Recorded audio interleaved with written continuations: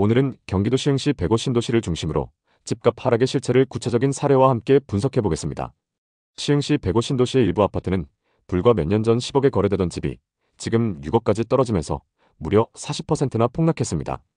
시흥시 105 신도시는 한때 수도권 부동산 시장에서 큰 주목을 받은 지역입니다.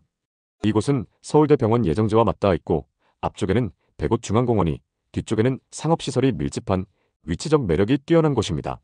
서울의 남서쪽에 위치하며 인천의 송도와도 가까워 교통 접근성도 좋습니다. 이런 이유로 과거 부동산 상승기에는 투자자들의 뜨거운 관심을 받았습니다. 심지어 분양가의 3배까지 오른 곳도 있었습니다. 많은 분들이 105는 앞으로 무조건 오른다는 말을 들으며 투자를 검토했죠. 그러나 최근 들어 가격이 반토막까지 하락하고 거래가 전혀 안 되는 등 부정적 지표들이 곳곳에서 나타나고 있습니다. 실제로 시흥시의 아파트 평균 매매가는 2021년 9월 최고가를 기록했고 이후 약 1년 반 동안 급격히 하락했습니다. 예를 들어 105 신도시의 주요 아파트들은 2021년 하반기 평균 9억에서 10억 선을 기록했지만 현재 5억 후반에서 6억대에도 거래가 잘 안 되고 있습니다. 사람들이 점점 시흥 105에 대해 부정적으로 생각하기 시작했고 이는 수요 감소로 이어졌습니다. 오를 때보다 더 빠르게 하락하는 시흥시 집값, 과연 어디까지 떨어질까요? 최근 몇 년간 이 지역의 아파트 가격이 얼마나 하락했는지 거래 내역을 보면 답이 나옵니다. 대표적인 두 단지, 시흥 105 시원 호반 서밋 플레이스와 C2 호반 서밋 플레이스를 통해 살펴보겠습니다. 먼저 시흥 105 시원 호반 서밋 플레이스입니다. 105 중앙공원과 가깝고 바로 옆에 서울대병원 예정지가 있어서 기대가 높았습니다. 2021년 7월 이 단지의 35평형 아파트는 10억에 거래되었습니다. 경기도 아파트가 10억까지 치솟은 건 당시 105 신도시의 높은 인기를 보여주는 증거였죠. 개발 호재로 인해 투자자들이 몰려들었고 단기간에 가격이 급등했습니다. 2025년 기준 같은 35평형의 17층 매물이 5억 9천만 원에 나와 있습니다.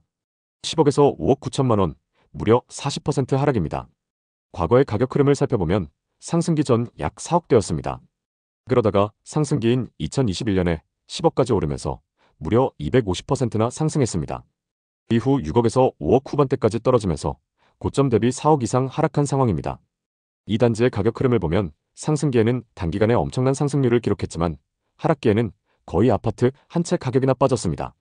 바로 인근에 위치한 C2 호반 서밋도 상황이 비슷한데요. 현재 35평형 기준 중층 매물이 5억 후반에서 6억 초반의 시세를 형성하고 있습니다. 이 아파트는 2021년 6월 10억의 두 건의 거래가 성사되었습니다. 시원 단지와 비슷한 시기에 최고가를 찍었죠. 하락 금액을 보면 C2 단지도 시원과 거의 동일한 양상을 보입니다. 10억에서 6억대로 떨어지며 하락폭이 40%에 달합니다. 이는 105 신도시 전체가 비슷한 하락세를 겪고 있음을 보여줍니다. 지금 수도권 부동산 시장은 뚜렷한 하락세를 보이고 있습니다. 시흥시뿐만 아니라 김포, 파주, 화성 등 수도권 외곽 지역에서도 비슷한 양상이 나타나고 있죠. 반면 서울은 보합이나 미미한 상승세를 유지하고 있습니다. 만약 서울이 하락세로 전환하면 수도권의 하락 속도가 더 빨라질 가능성이 높습니다. 수도권은 서울보다 경제적, 사회적 요인에 민감하게 반응합니다. 특히 외곽 지역은 개발 호재가 약화되거나 수요가 줄어들면 가격 변동이 더 크기 마련입니다. 105 신도시처럼 한때 뜨거웠던 지역도 예외는 아니죠. 서울은 수도권보다 상대적으로 안정적이지만 수도권의 하락세가 심화되면 결국 같이 영향을 받을 수밖에 없습니다.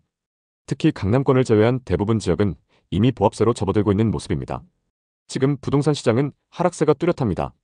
그렇다면 내 집 마련을 고민하는 분들은 어떤 전략을 세워야 할까요?